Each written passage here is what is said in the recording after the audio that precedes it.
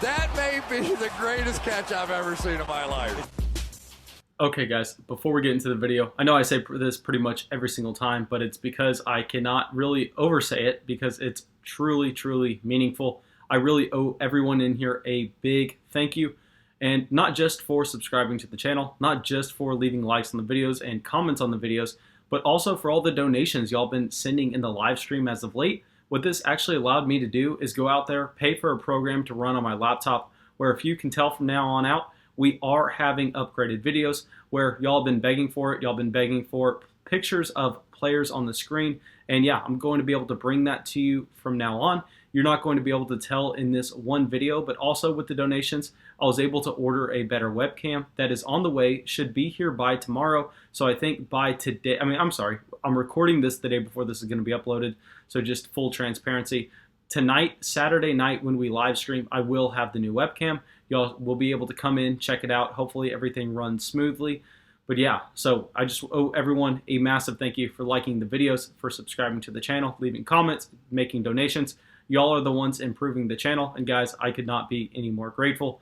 And yeah, but let's stop wasting time. Let's get into the video and let's talk about 3 players that I think you should be selling before week 2 kicks off.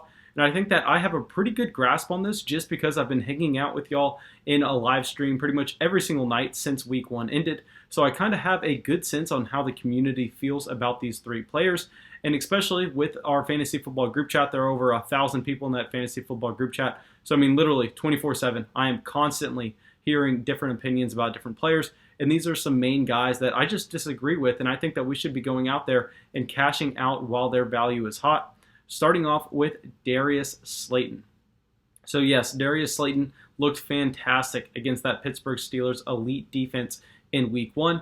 Not only did he put up a great stat line, not only did he really lead that team and was the only person that was going to be able to move the ball down the field against that Pittsburgh Steelers defense, but he also did it on Monday night.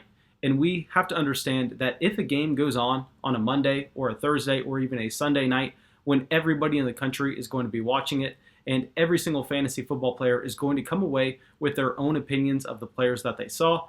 And yeah, that's exactly what happened on Monday. Everyone saw that Pittsburgh Steelers New York Giants game and came away with the thought process that, hey, I mean, this second-year wide receiver is going to absolutely smash in 2020 just based off of what he did in week 1. And while it was extremely impressive what he did, and it does warrant some excitement about Darius Slayton, there are a couple red flags that I think we have to be worried about with his fantasy football value going forward. First off, we have to understand that Golden Tate was actually out in week 1. And I know Golden Tate's a dinosaur. Golden Tate is a player that we don't necessarily want to have on our fantasy teams and put in our lineup. But similar to Adrian Peterson in Detroit, kind of soaking up all of DeAndre Swift's value and leaving him just with a giant thorn in his side, we're going to see a very similar thing with Darius Slayton when Golden Tate comes back. So Golden Tate is going to be reinserted into this offense. He's going to start soaking up targets, as well as, I just have to believe, guys, I mean, I would feel like a complete fraud if Evan Ingram comes out here and really is just that much out of the New York Giants game plan every single week from here on out. I mean, we have to expect that Daniel Jones is going to be able to try at least to get the ball to the tight end with just elite level athleticism, a guy that is just extremely efficient every time the ball is thrown his way ever since his rookie season. I mean, I don't know if y'all remember back in 2017 when Evan Ingram came on as a rookie, but this was a player that actually went out there and showed that he could lead this New York Giants team in receiving.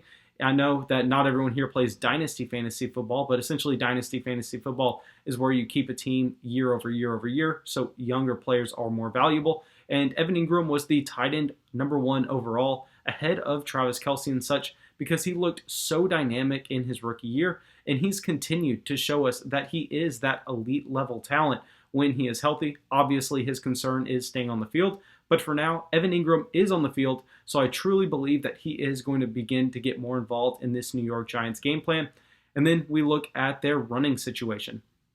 So I've said this stat probably a million times throughout the live streams this week, but Saquon Barkley actually had -8 rushing yards through 8 carries against this Pittsburgh Steelers defense. I mean, they could just absolutely not get anything going on the ground.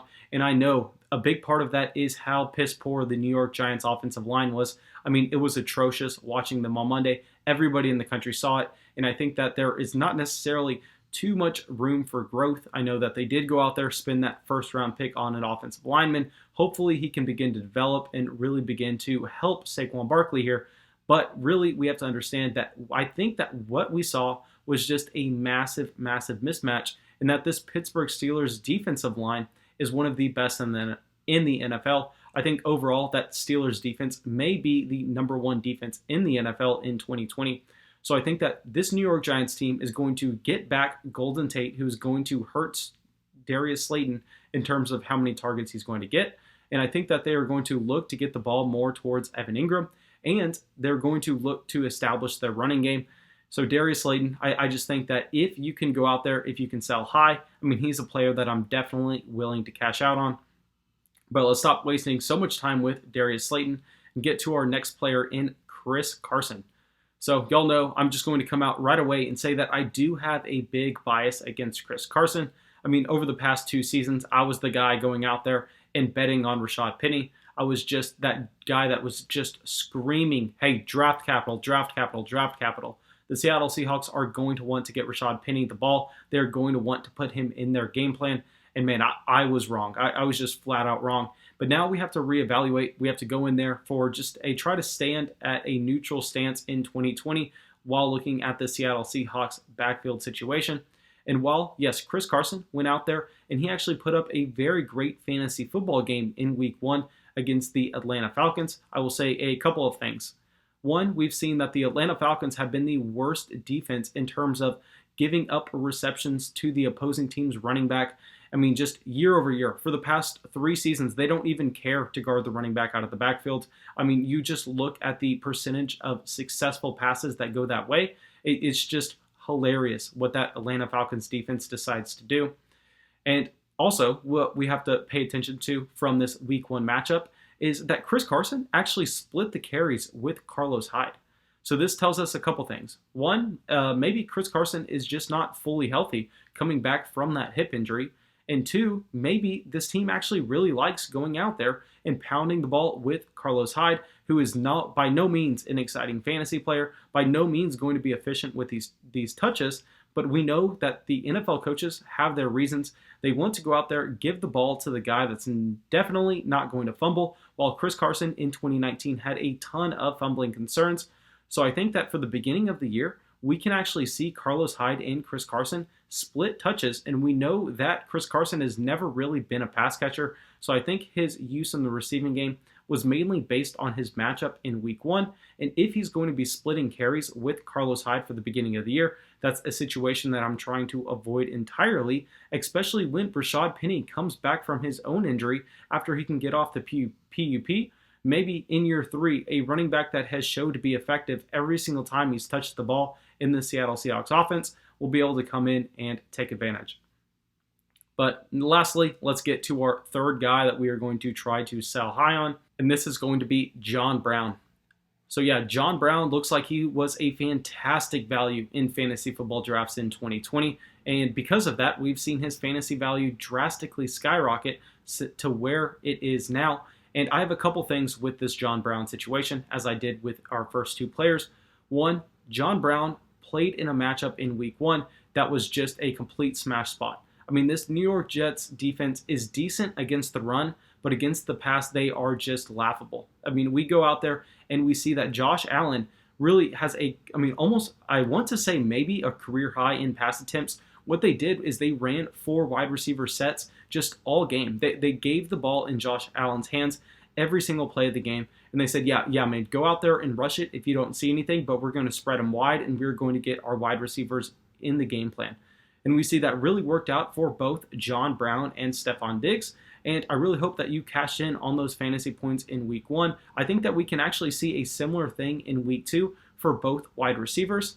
But down the line, what the Stephon Diggs impact in Week 1 told me was that this wide receiver who came in had a very limited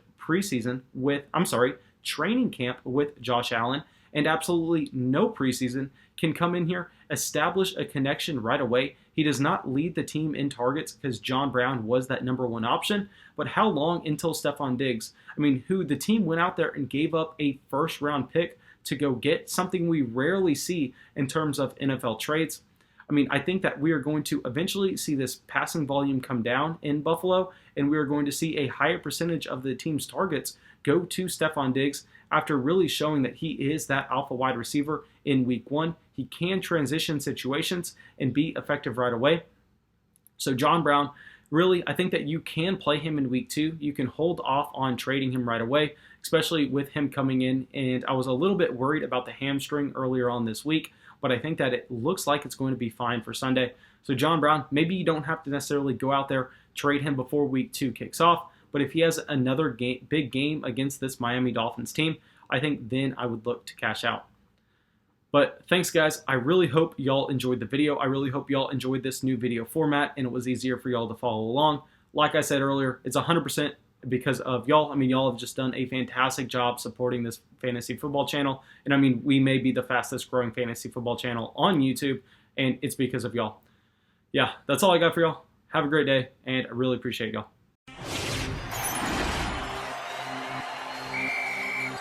That may be the greatest catch I've ever seen in my life.